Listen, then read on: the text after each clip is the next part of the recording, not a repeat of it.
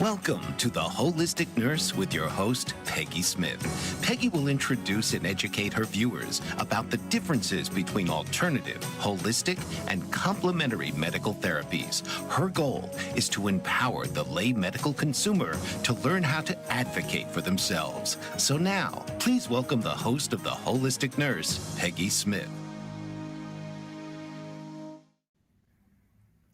Hello, everybody. This is Peggy Smith, your holistic nurse. We have an exciting guest today, a little bit different than what we've been doing. Linda Roberts is from Illinois, and she's an animal communicator and an empathic animal healer. And we're going to bring her on and say hello to her. Linda, are you there? Okay. Hi, Linda. How are you? I'm glad you could come tonight. Thank you for having me. That's there's not a lot of animal communicators around that at least advertise about it. How did you get started in this? When did you know you had some skills? I had never heard about animal communication growing up, but when my heart horse got sick 15 years ago, I was doing anything in my power to help him because he was colicking, which is life-threatening for horses. And I spent thousands of dollars. I took him to veterinary clinics, had lots of different vets help him. Nothing was helping him until I started to meditate, and he came through my meditation. That's And so exciting. that opened up a whole new world, if you will. Because I'm a former preschool teacher as well as a former human resources executive. And to be able to do this was just like, what? This is new, but I've been loving it for the past 15 years. Well, that's good. Did you grow up with animals in your home, or? I did. Yeah. I always had a cat. And then in my teen years, I did have a horse. Okay. Well, that's neat. Can you explain how like animal communication works? There are some non-believers out there, I guess, and I know personally from my experience with communicators, it is real. But tell me what kind of situations you get requested for and how you do it remotely, things like that. Yeah, absolutely. So animal communication is telepathic communication. It's that universal language that we all speak. So I've spoken with animals from Cairo, Egypt, to Japan, to the UK, to Australia, some in Brazil. It doesn't matter what the language is that they're around, but it's a universal language. So if you've heard of these people who have had these near-death experiences where they've passed away and they recall seeing a light and they recall communicating with their angels or guides, it is that language. It's that universal language that we all speak. It's through telepathy. It's actually channeled through our chakra systems, which is through the third eye chakra, which some of you probably have heard. If you know any rock groups from the 90s, you've heard third eye. And then through the heart chakra as well. So the energy and the thoughts and the imagery are transferred through those channels. And the chakra systems are well known. If you look at Ayurvedic medicine and you've studied about, meditation in India or yoga, chakra systems are quite well known, that they are energy centers that help to keep us healthy and balanced emotionally and physically. So that's how those thoughts and imagery can come through. They come through all of our senses, actually. We do have 6 senses. And so when I communicate with an animal, sometimes I will feel their pain, like I'll feel a headache. Or sometimes I'll feel animals have headaches. Like how would they demonstrate that to you? They do. How do they demonstrate it? They give it to me. The regular. I have headaches too with my 6 dogs, but I don't know that it's the same reason. So, but will a dog have symptoms that the owner would know if they weren't telepathic or you weren't there? I mean, is there any way for a regular owner to see that they're not feeling well? Animals are pretty good at hiding their feelings like that. Right. Physical symptoms are not always evident. As we know, we humans as well as animals are very stoic because the name of the game is hide your pain here on Earth so that, you don't get taken out by the predator, right? So Our domestic animals are playing that same game. And so they are hiding it as best they can. But using telepathy, this interspecies communication, I'm able to feel it. I've also been able to feel heartburn, severe heartburn from animals. So, animal communication, to answer your question, can help to resolve some physical aches and pains. It's not in lieu, or it's. I'm a big advocate of go see your vet, and if they can't figure it out, then come to me. Because I get a lot of cases where they're like, the vet has exhausted everything. We don't know what's wrong. Fluffy still isn't eating their food, and it's severe heartburn that is causing it. And so then we problem solve and we get Fluffy feeling better again. But animal communication can help with physical things. It can also help with behavioral things and emotional things. Sometimes when we have a family member that has passed away, whether it's a human or an animal, we feel the sadness and the grief, and our animals do as well. Their best buddy or their littermate has Yeah. passed away. So I counsel animals on how they can process the grief better, and maybe come up with a plan for the human to work with the animal a little bit more. And they can process their grief together in that case. But then there's always litter box issues and barking dogs and your regular things. Horses being bucking or rearing, not being um, clear with their pain response, except in a very dramatic way, like bucking or rearing their rider, and the rider wants to know, why is he doing this? Why is he only doing this at the show, et cetera, et cetera. People can see. It's like, your kid is terrible at home, but perfect with the teacher at school. Um, yeah, yeah, that sounds like a really interesting, path. You also do Reiki. Are you a Reiki trained in Reiki and do that with the animals for the pain? Yes, yes, yes. I do. I'm a Reiki master teacher, so I can channel a lot of energy to help to shift any sort of stagnant energy or blockages that are within an animal. Like that headache or that Right. heartburn. I can send some Reiki so that it can dissipate and become less and less until it's gradually gone. But I like to find out the root of things, and that's one of the things that the energy healing provides. Is I can find the root of what's causing a behavior problem or a physical ache or pain for an animal. And I teach people how to do this because I taught myself animal communication. I'm a firm believer we all came on this planet with this ability, but we turned it off because maybe we weren't supported, or we scared our adults or our friends with the information that we were sharing. But just as you can turn it off, you can turn it back on again. And so I love teaching people how they have this ability to do this again. Well, that's neat. I have a small zoo at my house. They're all special needs, so they'll have to make an appointment with you for sure. Yes, Um, yeah. you had mentioned to me that that you do some work with the Forest Service. Can you talk a little bit about that? Oh, yeah. So, being a former elementary and preschool teacher, I love teaching. So, I do have adult classes for all the animal communication and the Reiki that I do, but I wanted to stay in touch with the children. And so, I volunteered my services with the local county forest preserves. And so I teach the children about nature.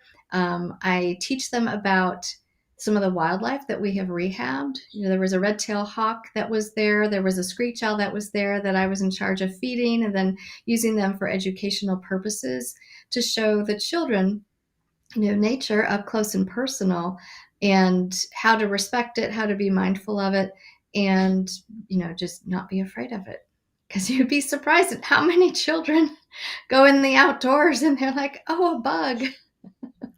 Yeah, well, I mean, they get trained by the people they live with. I'm sure. I'm not a fan of bugs either, but uh, you know, and my animals seem to they definitely communicate with each other interspecies too. Um, They do. I was in the kitchen once and I heard the macaw saying, "Here you go, baby," and they were all in the living room, including the cats. And I went in the living room, and the parrot was deliberately giving a mouse that he saw a peanut. And it was Oh, like, no, everybody is not a rescue here, but he did do. But I can see a lot of times like sometimes one of the diaper dogs, needs it to be changed. And the parrot will say, stinky butt, change your diaper. And by the smell, I didn't even realize parrots smell, but the animals tell me. And then when they hear that, another animal hears that, somebody will go to the diaper pile and bring me a diaper for the child, the dog. oh, I love Um, that. so they all work together. Um, Yes. that is really neat. I guess you've got out in Illinois, you probably have a lot of 4-H clubs then and stuff, right? Because I lived out for a while in the Midwest, and that was bigger than scouting, I think. Um, In the rural communities, it's still prevalent. I'm in the Chicago area, so we don't see too many 4-H groups, right? okay. Do you do anything at all at any of the shelters, or like to help make some of these, animals that need to be homed before they get on the list? Make them help their behaviors. Yes, yes. I do get called from time to time with some of the rescues in the shelters that I volunteer with, what would be the best kind of home for this particular dog or cat? Do they get along with other dogs? Do they get along with other cats? What are some of their trigger points with fear? What are things that really they're looking for in a new home, in a family like that? And 95% of my work is remote. So I get Okay. on the phone and I can tap in and feel the animal's energy. I can feel their heartburn. I can feel, you know, um, if a bone is out of alignment and whether they need a chiropractor to help them. I can feel indigestion, just so many things remotely. And so I just want to make it clear that this is all done remotely. In the few instances I've done in person readings for people, it's just because they want to, put a face to my name and see me in person in my local area. Right. Well, like, how did you were you advertising in some of these foreign countries, or how did they hear about you? Oh, I'm online. So they hear about me through, social media platforms. I'm on Facebook and Instagram and TikTok and a little bit on YouTube. And 98% of my clients are referred into me. So for the past 12 years that I've been doing this professionally, I get referrals coming into me all the time because people are thrilled with the information I'm able to find out for them about their animals. Okay. With your own animals, do you do other holistic things like you make their own food, or treat them with the acupuncture and thing like that? Do they have that available out there? Well, I'm a big advocate about food being medicine for myself and for my loved ones. I've always had some stomach sensitivities myself, and being that my mother passed away of esophageal cancer, I'm a big advocate of eating clean. So I've cleaned up my diet a lot. I don't eat the Western world's normal diet. Um, but when one of my dogs, I have two Shelties, when one of my dogs 8 years ago was misdiagnosed for 2 years, I almost lost him a couple of times. He saw 5 different veterinarians, and they all missed a simple blood test that showed that he was hypothyroid, even though I kept sending the paperwork to them. So Right. I That's an was easy fed one up. to catch. I mean, It that's is. an It's a very important easy process. thing. Yeah. Right. So let's read the paperwork that Linda's going to the trouble of sending. Anyway, um, so I said, I wanna put weight back on him. I want him to have the best possible life that he could because he was 7 at the time. And so for the past 8 years, I've been making dog food, and it's cooked, gently cooked food that I get at the grocery store. The dogs pretty much eat what I eat, so there's a protein, and then there's vegetables. And I do add supplementation. Sardines are a great way to get omega 3s into your dogs and cats. And the good news is there's a lot of clean products out there right now for our animals.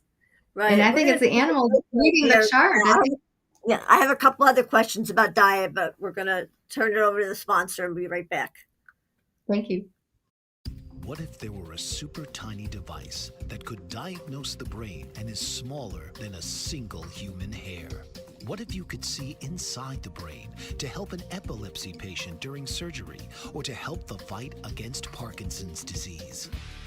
Dr. Patricia Broderick is proud to announce the Broderick Probe, a biomedical and electronic breakthrough. Imagine a probe to help with the understanding and potential cure of brain-related diseases. To learn more, listen live to the Easy Sense radio show with host Dr. Broderick, Wednesdays 7 p.m. Eastern on the Bold Brave Media Network and TuneIn Radio. And to help support the Broderick Foundation, please go to EasySense.com and learn how, with your help, we can fight these horrific brain disorders. That's EasySense.com to learn more and help support the Broderick Foundation.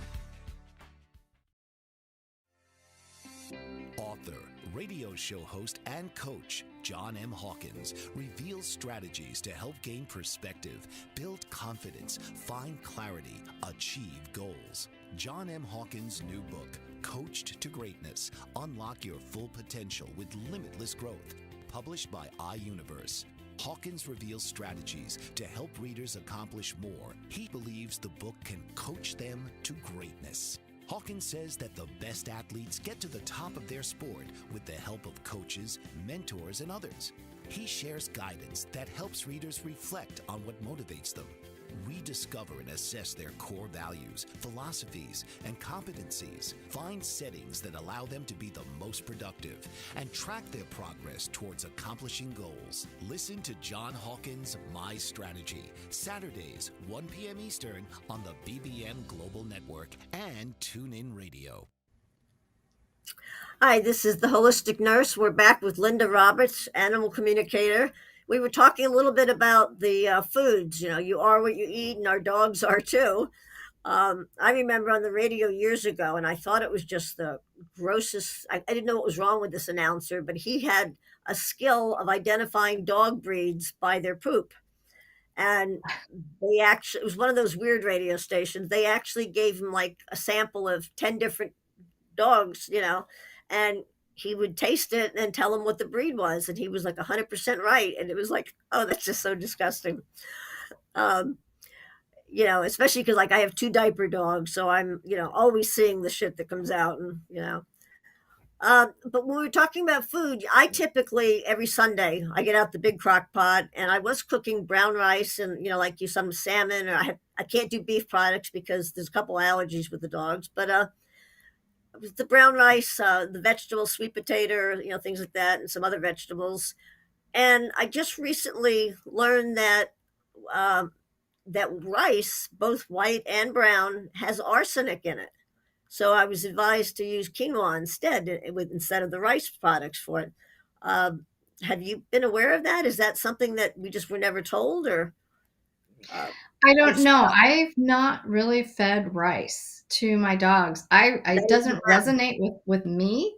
It never Okay, really has, and it is hasn't been a staple in my dogs' repertoire. They don't really eat grains. I don't really eat grains, okay. so Well, we're if kind of you're like not a eating like grain-free home. Western stuff, most of the macrobiotic and veggie people they do eat grains. I mean, there's a lot of protein in some of the grains. Um, So, and I know years ago I had a dog with short gut syndrome, and he was a spina bifida English bully, and the rescue had told me that the only thing he could tolerate was the Alaskan whitefish from Honest Kitchen, which is like a powdered dry oatmeal. But the vet had me add, you know, powdered vitamins and stuff because he didn't feel he was getting everything he needed. Do you give your dogs a supplement, a Yeah, as I multivitamin? was saying, yeah, there's lots and lots of whole food supplements. You don't want to do synthetic supplements. You're going to see that, you know, if you find something cheaper that's made for your dog or your cat, it's probably synthetic. The more quality supplements are made with whole foods. And so over the 8 years of doing this, I've experimented with a lot of different things, and I have found some good whole food supplements that I am really happy and confident in giving to my dogs. My dogs are 14 and a half now, and I'm happy to say they both, they're litter mates. They both have a thyroid condition, which is easy to manage, and they have just a little bit of arthritis. So those are the health conditions we've got right now. So I'm really happy Are with they doing the feeding them chondroitin, the quality the food. glucosamine and chondroitin? You give them that vitamin? Um, I give them something else. Yeah. oh, okay. We'll have to But one. it's for joint. Mhm. Yeah, two of my dogs go to physical therapy and acupuncture and underwater therapy. They've been taking a supplement. It's a powdered Myos, that brand, for several different types of problems. The physical therapist had recommended that, and I really had to do less what was recommended because they were still having trouble with their stomach with that product. But they need it because they're paralyzed, and I have to build up the muscles. So we just do lots of therapy and stuff. Do That's you good. do any other holistic type things besides, like, I guess when I got the two paralyzed dogs, I started doing laser therapy. Uh, and I got the idea actually from my chiropractor. He was doing it. And then Mhm. when I read about it, I realized that the vets are doing it too. I actually bought the textbook for University of Penn that they were using with their dogs for, structural problems, and bought a lot of the tools that they were using. And I had a lot of, good, like they love to have that red light where, where it hurts. We do a lot of massage. Um, there's, do you teach first aid for animals to anybody? Do they have? I mean, I know they I have, Red Cross has a first aid for your animals course because I teach it, but I was wondering if that's yeah. Well, something. can I go back to your first question that you asked Yeah. if I do any other holistic things? So my best friend is an animal massage. She's a certified animal massage therapist. So she gives my dogs and my cats massages and my horse, which is really nice. And That then is they do see the chiropractor. But doing just mindful movement, doing some exercises with them to help with their stability with the arthritis that they're facing, it's because they're almost 15. And then, sometimes I'll use castor oil to detox their liver. I'll put it on topically, which is a wonderful, wonderful thing that I love to do for myself, is applying castor oil topically because it will do a gentle liver detox. You can also put it on eyelids, just a little bit on the eyelids. And I have heard that there are studies that show that it can help to get rid of some of the glaucoma that is going on with some of the older dogs. So Okay. I'm fascinated with that. That is. I like to look at. I look at a lot of the clinical trials that are going on at the Penn Veterinary School. To see, and it's fascinating what they're doing. Um, Yes. just recently, people that have pacemakers, they can donate it to the vet schools, and for dogs that are in heart failure. Great. I had a 17-year-old Newfoundland years ago, and we had the chiropractor, an acupuncturist. She was a vet that did both of those. Yes. And she would come every 3 weeks, and he would run around like a puppy for 3 weeks. And as we got to that third week, he started limping again. And, I mean, and it wasn't that expensive. So I was surprised because I expected it to be really outrageous. But it's very reachable, cheaper than my It vet is actually. affordable. Yeah. Now, what about, since you were working with the owls and things? How about parrot? I heard birds in your background. What do you have? Parakeets or something? Or Yes, uh, yes, I have two parakeets. They came to us. One was lost, and she landed on our hummingbird feeder a year ago, and we couldn't find her home, so we ended up keeping her, and then we got her a partner. oh, well, and they're in separate cages though, because in that situation, or did you put them? Were you able to put them together? Now they're together. They're good. Because I have two that came from patients that had passed on, and nobody wants a parakeet. And they were telling me they were already old. Well, I've had them like 10 years, and they're getting long for parakeet. I keep looking. Are you still there this morning? But I couldn't put them together. I was afraid they'd kill each other. And then I have a Well, macaw. as an, A lot of I'm parrots, sorry. have the feather plucking with their anxiety. Are you able to help a bird with that, or is that too far gone Yeah. once they're doing it?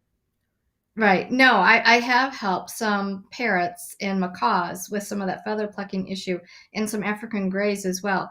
But yeah, I mean, one of the advantages of being an animal communicator is I talked with the birds before I brought in the new one, and I'm like, okay, the two of you, are you going to get along? Are you going to be okay? And let's integrate you, and you let me know if you're uncomfortable or not, and then we'll make some changes. I did that when I adopted my rescue cats because I had my dogs. My dogs were about 4 years of age, and I wanted to bring in some cats that I found at a rescue. And so I asked my dogs, "Are you going to be okay with cats?" And I asked the cats, "Are you going to be okay with dogs?" Now, these are Shelties, so these bark a lot. So Well, just be forewarned. And they were all in agreement. So it was funny because the cats were like, "Well, we want new names." And I'm like, "You do?" And they're like, "Yeah, we're going to be big. So we want big names." So I looked up some Greek names and some Latin names because my children were taking Latin at the time, and these were 8-week-old kittens.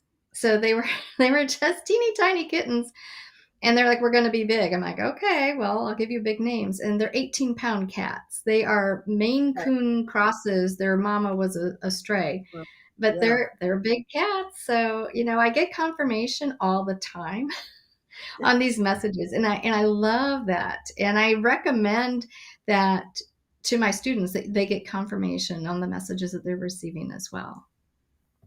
Okay, and it's not like raise your paw if it's yes or no. I had Well, sometimes it is look at me or wag your tail or come over to me if you hear me, but you're not saying a word, you're saying it in your head.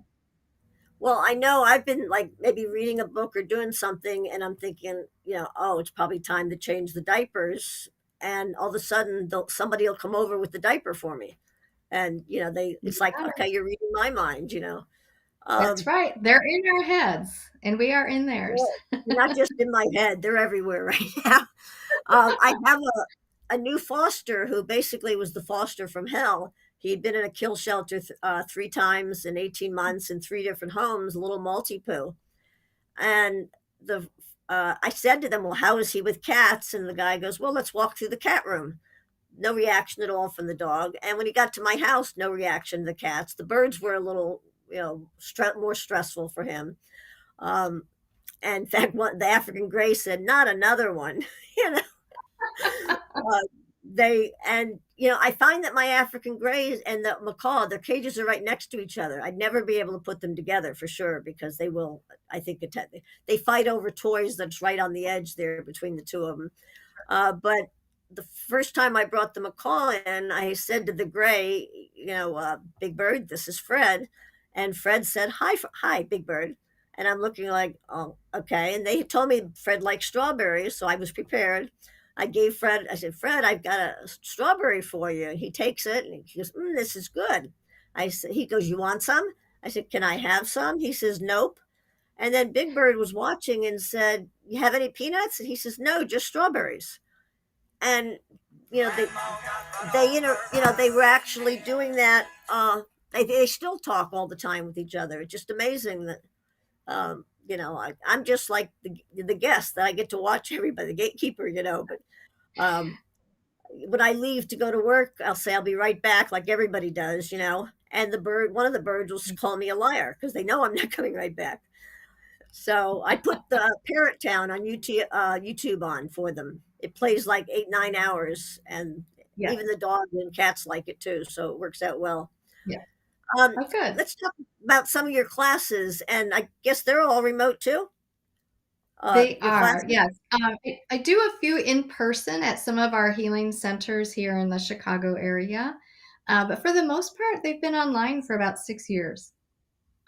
Okay, that's exciting.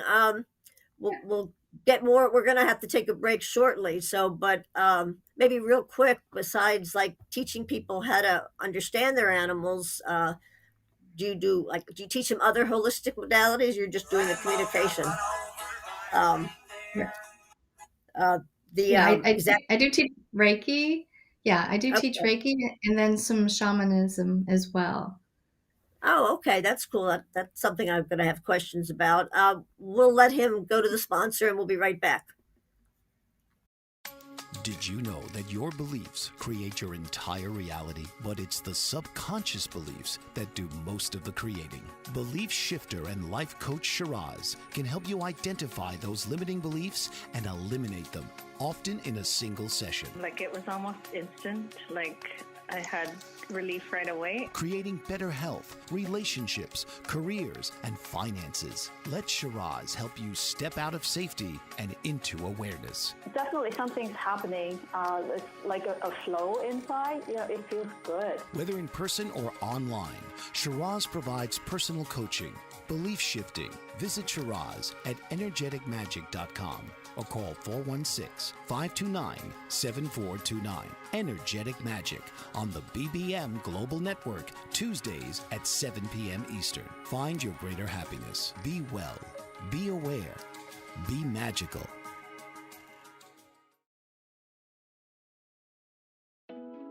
Are you struggling to care for elderly parents or a spouse? Do you wonder if being a caregiver is making you sick? Are you worried about taking time off work to care for elderly parents and balance work, life, and caregiving?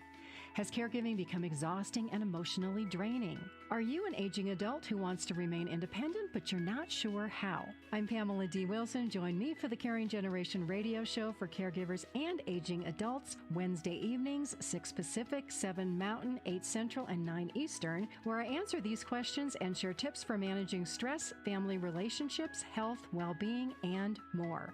Podcasts and transcripts of The Caring Generation are on my website, PamelaDWilson.com, plus my caregiving library, online caregiver support programs, and programs for corporations interested in supporting working caregivers.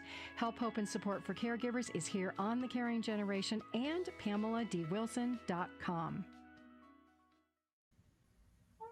Hi, this is the Holistic Nurse. We're back with Linda Roberts, the animal communicator, and she offers a variety of classes for pet owners that she's going to tell us about now.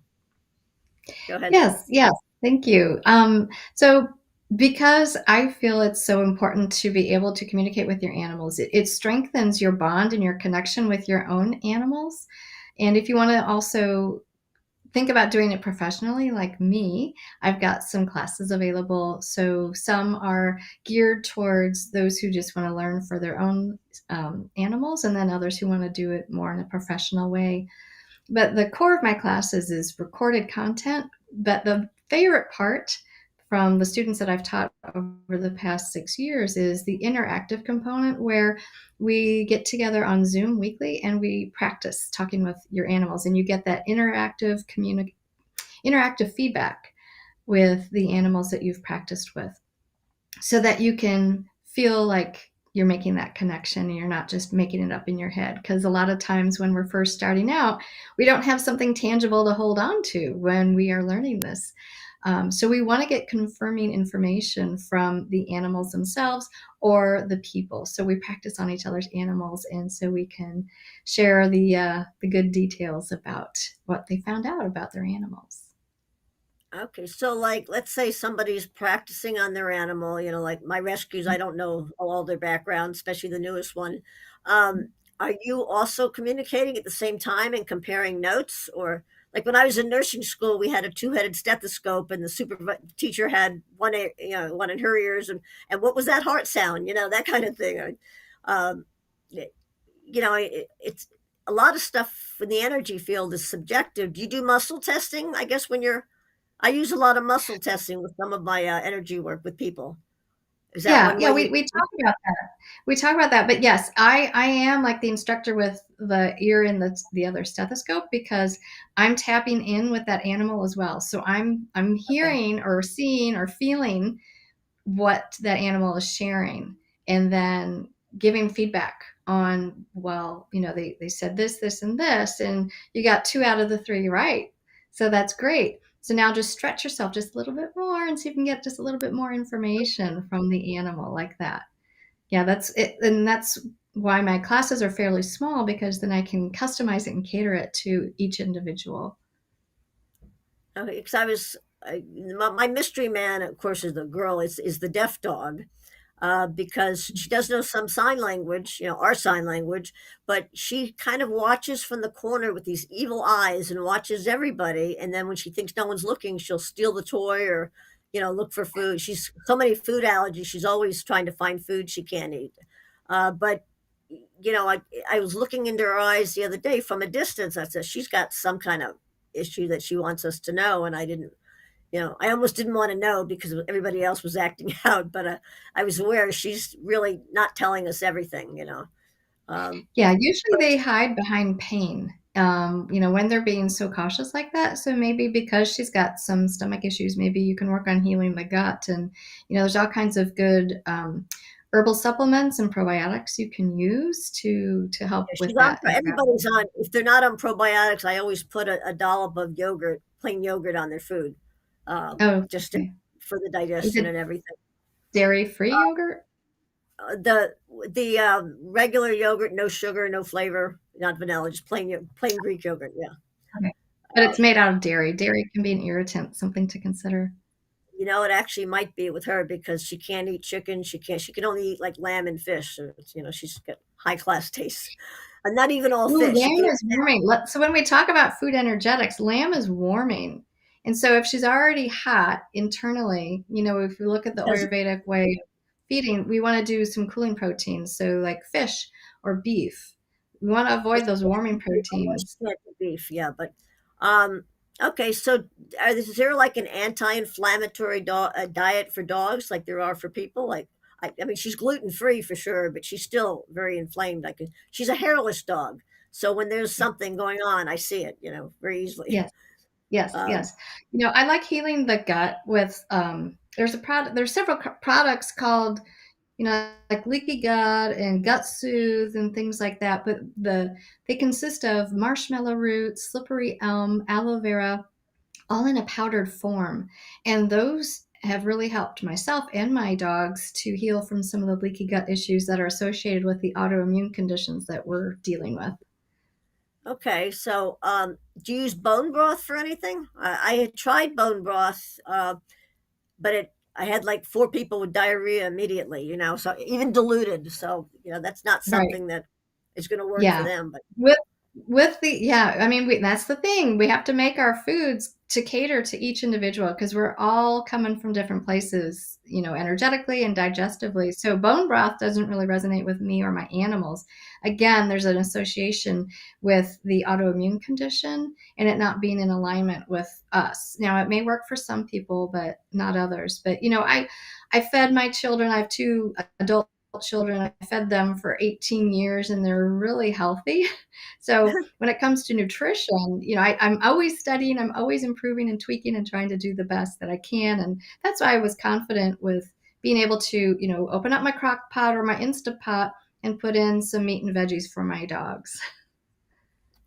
yeah, no, since I'm the only human in the house, whatever I'm cooking in that crock pot, I often eat it myself. That's That's um, right. yeah. And then I just Yeah. add the powders and all that I have to add separately. I don't want their powders. But how about Yeah. CBD products for dogs? Do you find that helpful, or animals? Period. Do you find that helpful I at all? do. So yeah, I've given CBD to my dogs and my cats. One of my dogs, it makes her really out of it. You can just see it in her eyes. Her eyes get glazed over, but it works really well for my other dog. Everyone is different. I've given CBD and some cranberry concentrate to help one of my kitties when he was having some UTIs, and that cleared it up within 2 days. So I'm a Yeah, both firm of the believer diaper in dogs, CBD. both the diaper dogs take cranberry capsules because they're going to have UTIs, and um, that's But I mean, I have a medicine cabinet for the dogs. It's bigger than I want it to be, so I'm really trying to find other options for them. Um, Yeah. but that's exciting. So, like, talk about how people would contact you for your classes, or just go to your website, I guess. And as you Yeah. offer like different, how many different type classes do you offer? Is it just one or two that, to teach people how to communicate, or do any pet care things, or Yeah. any dog So training thing? Yeah, I've got a newly added class on how to make your own homemade dog food. I've got a class on animal communication for beginners, and then my more certified program, which is more in depth for a 6-week training that actually evolves into an 18-week training if you want to continue on. I teach Reiki. I teach energy hygiene, how to clear your energy when you may have had a bad interaction with someone, or you feel like someone is sending you some bad vibes. I have a class on how to clear that. And then the individual classes on how to be an energy healer and how to be more intuitive as well. I've got a membership on how to be more intuitive. And so that's a nice program if you just want to get started with me. So they can find everything on the whispersoflove.com. That's your main site. You know, Yes. um, that's really neat. I had a question that just floated right out of my mind a minute ago, but I was thinking, like these dog sitting agencies and stuff, Rover and some of the others. This would be good skills for them to have. Because you're Yeah. talking with you're at so many strange animals. Have you been bit many times by dogs that didn't want to talk to you, like if you were in No. person with them? Okay, No. Like I said, I rarely get to see the animals in person. I usually just work off of a photograph that has been sent to me. But yeah, no, I mean they're not some of even the on homes. Zoom. Even. The owners are not even on Zoom then or anything. You're just doing it with the photographer. Yes, Have you helped owners find missing pets that ran away or things like that with success? yes, Okay. yes, yeah. It's not my favorite thing to do. I prefer to do some of the medical intuitive things and finding out what's wrong with the animal, but and also some behavior issues as well. But I have found some lost dogs and cats over the years. And then So, everything I do is animals in the afterlife. So even though the animal has transitioned, I can still communicate with them because their spirit and their soul is still living. And so I've had some wonderful, wonderful, heartwarming um, readings with some animals who have transitioned and wanted to give some special messages to their humans. And you can find those on my blog. I've written about some of those. yeah, I actually had a bad allergy reaction in the hospital once, and Hmm. my Newfoundland and my favorite pit bull that I'd rescued all of a sudden just showed up, and it distracted me. Oh, this is cool. Is anybody else here? you know, um, but they came in when I needed to calm down, and I convinced the nurses that they needed to do something quick. But that was it is amazing, and I've learned so much. Work having more variety of animals, and if people could just act like animals, I think it would be a better world. Definitely, Yeah, I yeah, mean, that joke about Snoopy for president years ago, Snoopy would have done a good job, I think. yeah, Uh, yeah. and then there's that phrase, handle it like a dog. If you end up just peeing on it and walking away if you can't do anything else. Um, Yeah. so I remember years ago on a college break, I was talking to my friend in the backyard that we shared. This was in Georgia, and she had sandals on, and my poodle was just hanging out too. And we're talking, and all of a sudden, my dog peed on her foot. I was like, and she wasn't moving. And then she goes in her stream of conversation, and your dog just peed on my foot. And I said, I know. Why didn't you move your foot? She's like, it was. Very, very funny. That's funny. But how do your kids feel about what you do? Did you train them and they grew up with the same attitude? I see a lot of other generations, if they grew up with animals, they tend not to have them when they're an adult. And, every Oh, other generation, some, people that have, like, I'm sure my kids don't want animals because of what they grew up with, but, ah, yeah. No, I my do kids see love animals. Yeah. that. Yeah, my kids do love animals. One of them admits to being intuitive. The other one does not admit. Are they both But we're same all sex or a girl and a boy? we're all intuitive, you know? We are, I know. And, um, except, well, we're not going to go there. So is there anything else you want to add? Or, tell us about? maybe you were talking about forest fires with me when we talked earlier. Can you tell me what you did for Australia and how that worked out? And Yeah, when there's national disasters, I tap into the wildlife in the area that is having that situation, and I encourage them to, in the case of a fire, to move away from the smoke, go to the water source, go to the river, go to the lake, go to where you go to get your water, and follow that water away from the smoke. Just go towards the water and get away from the fires so that they're not tragically lost in those things. yeah, the local zoos, like when you were just practicing and developing your skills, did you ever try like to go to the zoo and see if you could talk to some of those animals? Yeah. Some of them are happy they're there and some are not. Well, I don't. Um, Why would anybody be happy they were in the zoo? Uh, that, well, that's a good it's an question to easier ask. life for some. I guess if that's all they know, and it's better than the circus. Well, that's neat. We're going to be taking another sponsor break, and then have a final few minutes. So if there's anything you want to say or add at that point, um, Sure. uh, yeah. Did you know that your beliefs create your entire reality, but it's the subconscious beliefs that do most of the creating? Belief shifter and life coach Shiraz can help you identify those limiting beliefs and eliminate them, often in a single session. Like it was almost instant. Like I had relief right away. Creating better health, relationships, careers, and finances. Let Shiraz help you step out of safety and into awareness. Definitely something's happening. It's like a flow inside. It feels good. Whether in person or online, Shiraz provides personal coaching, belief shifting. Visit Shiraz at energeticmagic.com or call 416-529-7429. Energetic Magic on the BBM Global Network, Tuesdays at 7 p.m. Eastern. Find your greater happiness. Be well. Be aware. Be magical.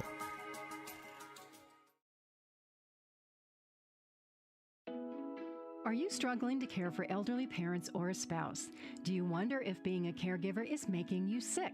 Are you worried about taking time off work to care for elderly parents and balance work, life, and caregiving? Has caregiving become exhausting and emotionally draining? Are you an aging adult who wants to remain independent but you're not sure how? I'm Pamela D. Wilson. Join me for the Caring Generation radio show for caregivers and aging adults, Wednesday evenings, 6 Pacific, 7 Mountain, 8 Central, and 9 Eastern, where I answer these questions and share tips for managing stress, family relationships, health, well-being, and more. Podcasts and transcripts of The Caring Generation are on my website, PamelaDWilson.com, plus my caregiving library, online caregiver support programs, and programs for corporations interested in supporting working caregivers. Help, hope, and support for caregivers is here on The Caring Generation and PamelaDWilson.com.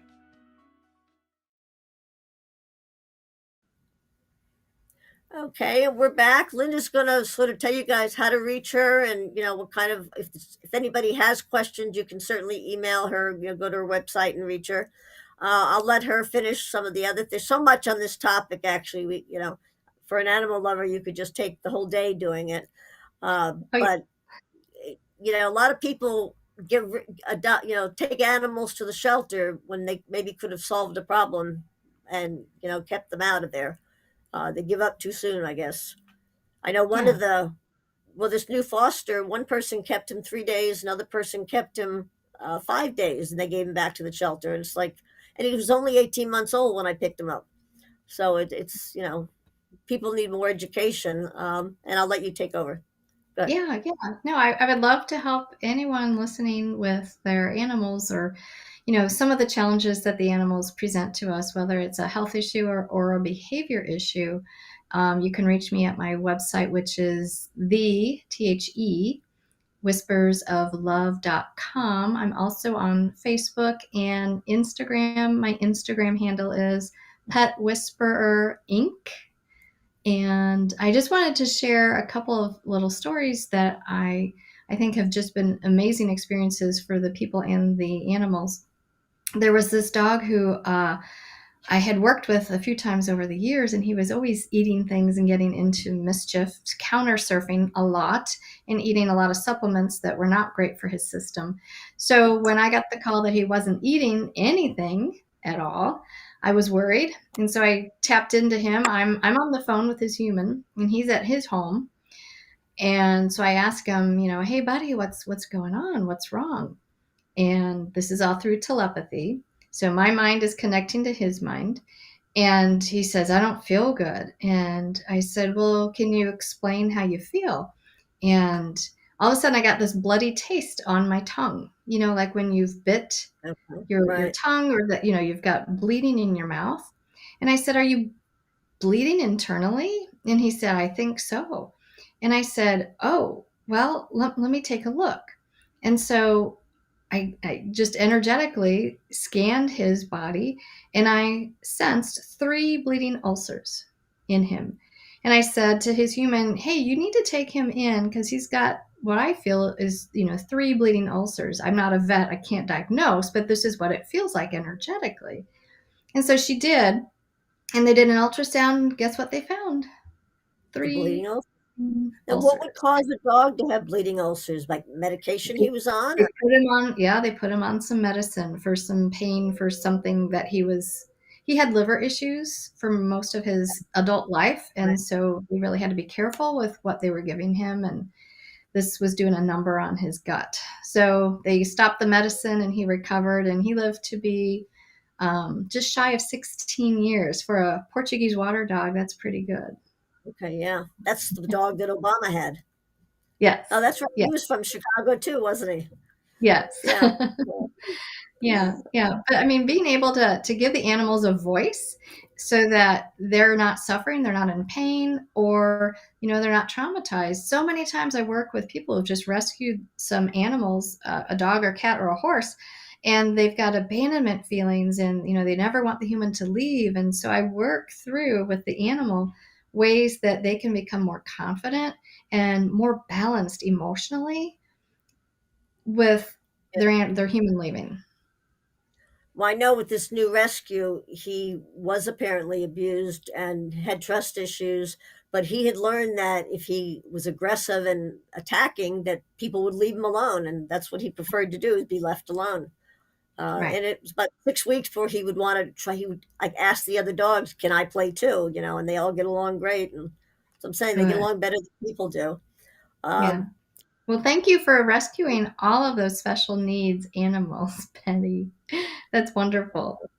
Well, if I had unlimited income, I'd have all of them, I think. But it's great. It means a lot to me, and keeps me busy.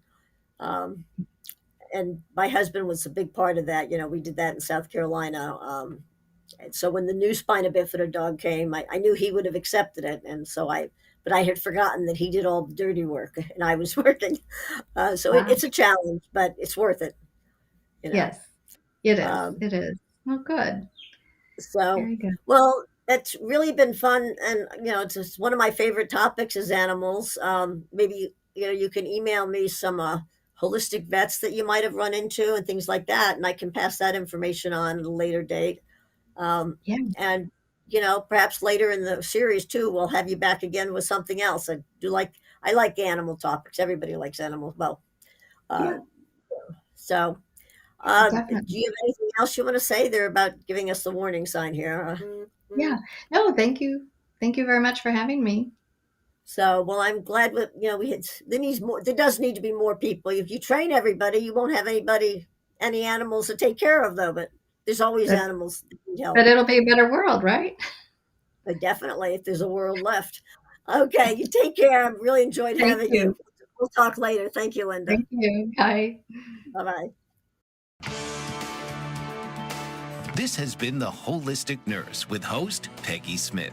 Tune in each week where you're encouraged to send in questions and receive private responses and suggestions if appropriate. Thursdays, noon Eastern on the Bold Brave TV network.